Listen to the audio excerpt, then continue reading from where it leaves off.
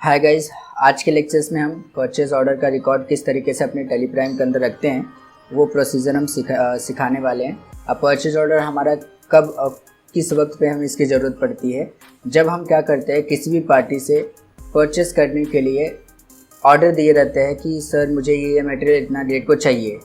तो जब हम सिर्फ एडवांस में ऑर्डर दे देते हैं, मतलब वो मटेरियल हमारे पास आता नहीं है, सिर्फ ऑर्डर दे के चले आते हैं, तो इस तरीके का अगर हमें कोई रिकॉर्ड रखना है तो उसके लिए मुझे परचेज ऑर्डर के अंदर जाकर रिकॉर्ड रखना पड़ता है। परचेज ऑर्डर के नाम से एक बाउचर होता है हमारे टेली प्राइम के अंदर, उसके अंदर रिकॉर्ड रखना होता है। इसके पहले जो प्रीवियस लेक्चर्स में हमने जो आपको पढ़ाया है उसमें एक परचेज पढ़ाया था, तो उसमें क्या होता था कि अगर हम कोई मटेरियल परचेज कर लेते हैं और हमारे पास वो आ जाता है, तब हम क्या करते हैं परचेज के बाउचर्स के अंदर जाकर हम रिकॉर्ड रखते हैं। बट यहाँ पे क्या है, यहाँ पे हम किसी भी पार्टी से कोई मटेरियल खरीदने के लिए सिर्फ ऑर्डर दिया है, मतलब वो हमारा पेंडिंग पे पड़ा हुआ है, वो हमारे पास स्टॉक्स आया नहीं है, सिर्फ हम रिकॉर्ड रखना चाहते हैं याददाश्त के लिए। तो इस तरीके का कोई भी रिकॉर्ड होता है जब हम किसी भी पार्टी को ऑर्डर दिए रहते हैं, तो उसका रिकॉर्ड मेंटेन करने के लिए परचेस के जितने भी ऑर्डर होते हैं तो हम परचेज ऑर्डर में जाकर रिकॉर्ड रखते हैं। उसके लिए हम क्या करेंगे, पहले हम पार्टी का नाम बना लेते हैं कि जिस पार्टी को हमने ऑर्डर दिया था वो पार्टी कौन था। तो हम क्या करते हैं, यहाँ से क्रिएट ऑप्शन में जाते हैं और लेजर्स क्रिएट कर लेते हैं उस पार्टी के नाम से। तो उस वक्त पे हमें मालूम रहेगा कि हमने किस पार्टी से परचेस किया था, यानी परचेस करने के लिए ऑर्डर दिया था।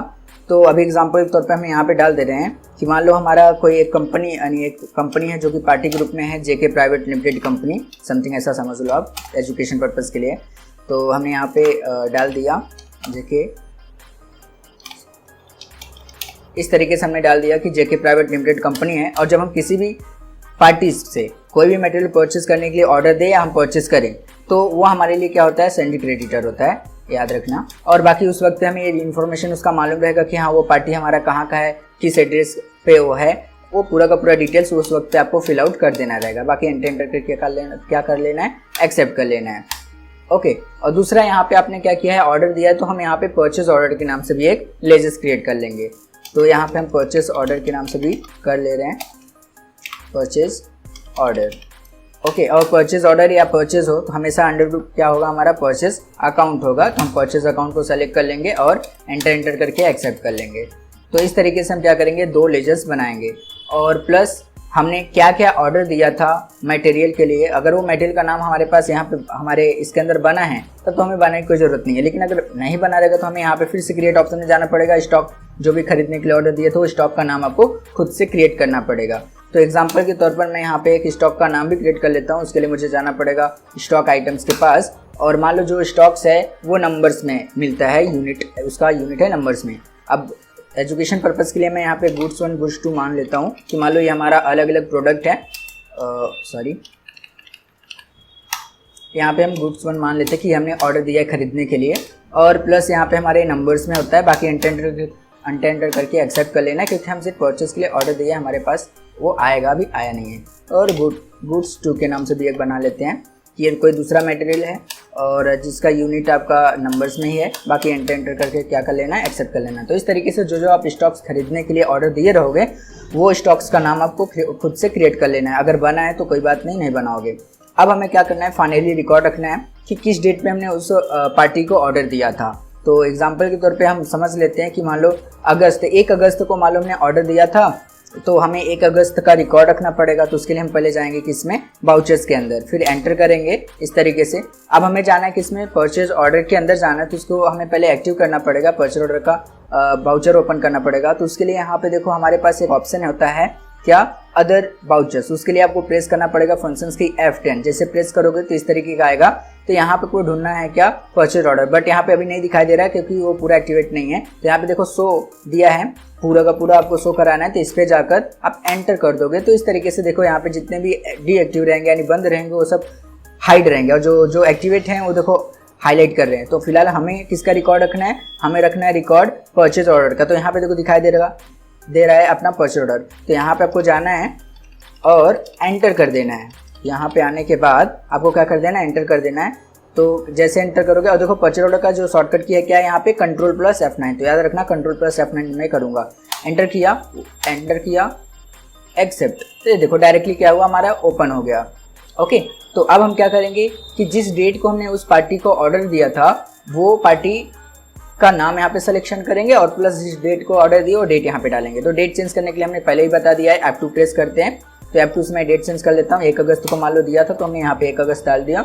और पार्टी का नाम हमने बनाया था, यहाँ पे देखो ऑलरेडी हमारा शो कर रहा है, जेके के नाम से हमने बनाया था, जेके प्राइवेट लिमिटेड कंपनी। इस पार्टी से हमने ऑर्डर दिया था परचेस के लिए। और बाकी और डिटेल्स हमें उस वक्त मालूम का पूरा फिल आउट कर देना और एंटर कर क्या कर लेना है, एक्सेप्ट। और यहाँ पे ऑर्डर नंबर जो भी रहेगा उस वक्त हमें मालूम रहेगा, तो हम अपने मन से यहाँ पे डिफाइन कर लेते हैं कि मान लो हमारा यहाँ पे ऑर्डर नंबर 201 है और हमने क्या किया था, ऑर्डर दिया था परचेस के लिए। इसलिए हमने देखो यहाँ पे पहले से परचेस ऑर्डर के नाम से बना लिया था एक लेजर, इसलिए यहाँ पे शो कर रहा है। अगर नहीं बनाया रहता तो नहीं शो करता, तो इसलिए बनाया हूँ जैसे कि हमें यूज़ कर पाऊँ मैं। एंटर किया। अब क्या क्या स्टॉक्स हमने उसको ऑर्डर दिया था इस कंपनी को कि हमें ये मॉडल चाहिए। तो जैसे मैं यहाँ पे स्टॉक का नाम सेलेक्ट करूँगा कि हमने यही 2 गुड्स हमने परचेस के लिए ऑर्डर दिया था, तो जैसे स्टॉक सेलेक्ट करूँगा, एंटर करूँगा, तो यहाँ पे एक ड्यू डेट पूछेगा। ये डेट वो डेट होता है कि वो ये गुड्स जो है कि ये पार्टी से आपने कब बोले हो कि हमें हमारे कंपनी में इस डेट पे डिलीवरी करना, तो वो ड्यू डेट बताओ। तो मान लेते कि अब यहाँ पे 1 महीने बाद हमने बोला कि 1 अगस्त को तो उसको ऑर्डर दिया, लेकिन यहाँ पे अभी हमें वो डेट डालना है जिस डेट पे मेरे यहाँ पे वो कंपनी में हमारे यहाँ पे डिलीवरी करेगा, वो डेट बताओ, डिलीवरी डेट। तो अगस्त मैं यहाँ पे अगस्त न करके यहाँ पे मैं दे देता हूँ कि मान लो मेरे कंपनी में वो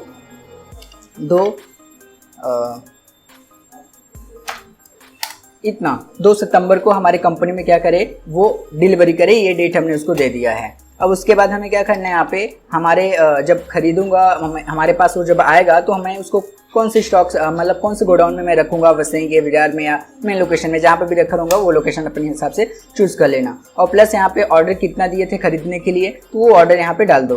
तो फिलहाल जितना यूनिट आप खरीदने के लिए बोले रहोगे यहाँ पे वो आपको डाल देना है, पुट कर देना है। तो हमने यहाँ पे 200 ऑर्डर दिया था खरीदने के लिए, जो भी हमारा गुड्स ऑन स्टॉक्स है, और जो कि इसकी प्राइस है कि मान लेते हैं कि 150 रुपीज़ था, तो उसके हिसाब से हमने 30,000 रुपीज़ का ये हमने ऑर्डर दिया था। बाकी एंटर करके आपको एक्सेप्ट कर लेना है। फिर सेकेंड फिर आएगा और कुछ ऑर्डर दिए हो तो उस भी स्टॉक्स को आप सेलेक्ट कर लो, स्पेस प्रेस करके यहाँ पे लिस्ट ओपन हो जाएगा। और उसके बाद ये भी है तो उसी का वही ड्यू डेट रहेगा। तो यहाँ पे हमारा 2 ही था ना, तो यहाँ पे हमने क्या किया, 2 डाल दिया।